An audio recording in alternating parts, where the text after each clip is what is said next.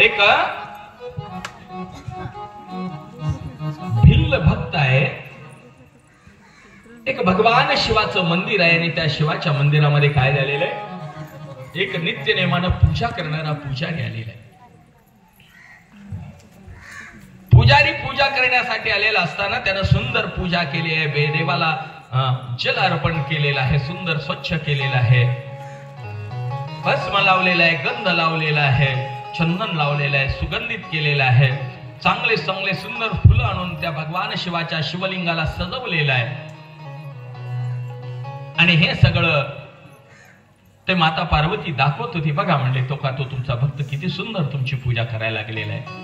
आणि ते पूजा करत असताना त्यानं सुंदर पूजा केली, नैवेद्य दाखवला आणि तो पूजा करणारा पुजारी निघून गेला. थोडा वेळ झाला, त्याच मंदिरामध्ये आणखी एक व्यक्ती, भिल्ल जंगलामध्ये राहणारा, शिकार करणारा, मांस खाणारा एक भिल्ल व्यक्ती त्या भगवान शिवाच्या मंदिरामध्ये पूजा करायला येत होता. आता त्याची पूजा वेगळी होती. त्याची पूजा सवळ्यातली नव्हती, ओवळ्यातली नव्हती, काही नाही. त्याचा एक नियम होता, सकाळी सकाळी पहिल्यांदा ज्या कोण्या प्राण्याची शिकार करेल त्या प्राण्याचं मांस घेऊन यायचा आणि ते देवाला नैवेद्य दाखवायचा. आता तो घेऊन येत असताना कसं घेऊन येत होता, त्याचं काय आपल्या सर्व स्नान करायचं, सवळ्यात जल हे असं काहीच नव्हतं. ते त्यांना त्याच्याकडे काहीच नव्हतं. तो शिकारी होता. आणि मग तो काय करायचा, दररोज एखादं पक्षी मारायचा, त्याचं अन्नच खाद्यच ते होतं. आणि तिथल्या जंगलातली फुलं गोळा करायचा, एका हातामध्ये त्याचं शस्त्र राहायचं, ते पक्षी मारायचं, धनुष्यबाण राहायचा, एका हातामध्ये ते मारलेलं पक्षाचं मांस राहायचं. आता देवाला जल अर्पण करावं लागते, पाणी अर्पण करावं लागते. त्याच्याकडे काही कमंडल वगैरे काही नसायचं. ते मुखात, तोंडात पाणी घ्यायचा, मुखात तोंडात पाणी घ्यायचा, तिथले फुलं गोळा करायचा, झाडाचे फुलं तोडायचा. आता एका हातात तर धनुष्य आहे, शस्त्र आहे, एका हातामध्ये ते नैवेद्य म्हणून घेतलेलं आहे, मुखामध्ये पाणी घ्यायचा आणि तिथले फुलं गोळा करायचा आणि आपल्या डोक्यात केसात खवायचा आणि ते घेऊन यायचा. ते घेऊन आल्याच्या नंतर या पुजाऱ्यानं केलेली पूजा बघायचा. त्याला काय नाही, आल्याच्या नंतर म्हणायचा, कोण हे सगळं केलंय की म्हणायचं. आता एका हातात मांस आहे, एका हातात धनुष्यबाण आहे, ते आलेलं सगळं पायानं बाजूला काढायचा त्या शिवलिंगावरच आणि ते तोंडातलं पाणी त्या देवावर भडकपणे टाकून द्यायचा. आणि ते टाकल्याबरोबर पार्वती म्हणली, बघा म्हणली, हो का तुमचा भक्त, असल्या भक्तावर तुम्ही प्रेम करता, माझ्यापेक्षा जास्त करता म्हणले. बघा त्या तोंडातलं पाणी उष्ट टाकायले म्हणले, आता कसं करावं, एवढं केलं तर बघा म्हणले, ते पायानच काढाले म्हणले, सगळे हात सुद्धा लावला म्हणले. ते तोंडातलं पाणी टाकला, डोकं हलवला, डोक्यावरचे फुलं देवावर टाकले, ते आणलेलं ठेवलं, देवाला सांगितलं, देवा हो का हेच मिळाले, प्रसाद म्हणून ग्रहण करा. दर्शन घेतलं मनोभावे आणि निघून. हा नित्य नेमानं हे सुरू होतं. पार्वती म्हणाले, मग काय झालं म्हणले, अगं ते माझा भक्त आहे. अहो असला असते का म्हणले, कसली सवळ्यात पूजा करायला त्यानं आणि तुम्हाला त्याची पूजा आणि त्याच्यापेक्षा हे ना, अगं तुला माहिती नाही पार्वती, त्यानं खरोखरच माझा खूप भक्त चांगला आहे, जवळचा आहे, हृदयाच्या जवळ राहतो.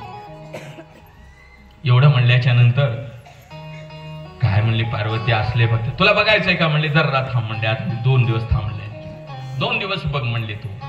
आणि मग दररोज हे नित्य नेमानं सुरू होतं. त्याने अगोदर येऊन पूजा करायचा, मग ते पूजाला आलं की हे घाण मांस ठेवलेलं बघायचा, ते पुजारी शिव्या द्यायचा, कोण आणून ठेवलंय की म्हणायचा, काठीनं लांब टाकायचा, स्नान करायचा, बिल्वपत्र आणायचा, देवाला घालायचा, स्वच्छ करायचा दररोज. हे चालत असताना एके दिवशी तो पूजा करायला मंदिरात आला. देवाला फक्त पार्वतीला भक्ती दाखवायची होती भक्ताची. आणि जसं तो पुजारी मंदिरात आला, पूजा करत होता, सगळं देवाला स्वच्छ केलं, विभूती लावला, आता बिल्वपत्र वाहत होता, त्रिरम त्रिगुणाकारम म्हणत होता, ओम नमः शिवाय म्हणत होता. एक बिल्व अर्पण केल्याबरोबर देवाने इकडे हळूहळू भूकंप केला की महाराज, आणि हळूहळू मंदिर हालालं की लुक लुक लुक लुक. जसं मंदिर हालालं की नाही, तर पूजा करणारा भक्त घाबरला की महाराज आता मंदिर पडते काय की म्हणला. आता ते ओम नमः शिवाय ते बिल्व व्हायचं, ते सगळे फडक म्हणत टाकला की गेला पळून बाहेर. आता मंदिर अंगावर पडते, ते मंदिर गेलं पुजारी पळून. ते देवाचा नैवेद्य दाखवायचं राहिला, सगळंच राहिलं. पुन्हा थोड्या वेळानं तो भक्त आला. कोण? तो भिल्ल आला. भिल्ल आल्याच्या नंतर त्यानंही पाहिलं, ते सगळे पायानं काढला, पाणी टाकलं आणि नैवेद्य असं ठेवला आणि आता नमस्कार करत होता. हर हर हर हर महादेव म्हणला. त्याने इकडे हर हर हर महादेव म्हणलं की तिकडं मंदिर करायचं. जसं मंदिर हालायला लागलं इकडे बघितला, आता काही खरं नाही म्हणलं. आता हे मंदिर माझ्या देवाच्या अंगावर पडते की म्हणला, देवाला असं कवटाळून धरल्याबरोबर आता मंदिर पडतंय म्हणला आणि वत्स धरला देवाला असं कवटाळून. देवाला पडलं तर माझ्या अंगावर पडावं, देवाच्या अंगावर पडू नये म्हणला. तेवढ्या पार्वतीला म्हणाली, पार्वती बघ, आपल्या प्राणापेक्षाही माझ्यावर जास्त प्रेम करतात ते भक्त मला प्रिय आहे. ज्या भक्त प्राणापेक्षाही लिंग हाची दयाचा प्राण, तो हरवताची सोडी प्राण, ऐसे हे शिवभक्ताचे लक्षण जाण देवी साचते. ही भक्ती आहे पार्वती. म्हणून माझ्या स्वतःचा प्राण गेला तरी जाओ, परी न सांडी निष्ठा भाऊ. म्हणून माझं प्रेम माझ्या भक्तावर आहे.